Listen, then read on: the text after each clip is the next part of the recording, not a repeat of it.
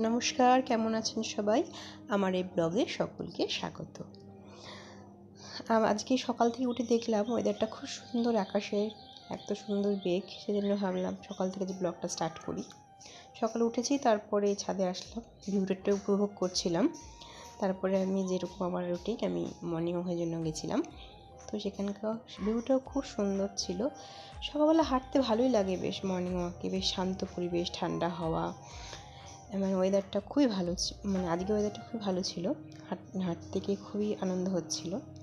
তো যাই হোক, চলে আসলাম এবার হচ্ছে আমাদের ফরেস্টের ওখানটায়। আমার বাড়ির থেকে বেশি দূর না।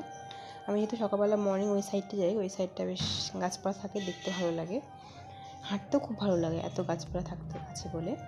এটা হচ্ছে ফরেস্টের ব্যাক সাইডটা, এটা একদম পেছন সাইডে, একদম লাস্টে রয়েছে। এখান থেকে খুজুকপুর খুব কাছাকাছি যাওয়া যায়, আমার বাড়ির থেকে একদমই কাছাকাছি রয়েছে। সেই জন্য এখান থেকে আমি এনজয় করি হেঁটে, সকালবেলা মর্নিং ওয়াকটা এখানেই এনজয় করি। তো দেখা হচ্ছে নেক্সট ব্লগে, ততক্ষণে টাটা, বাই বাই।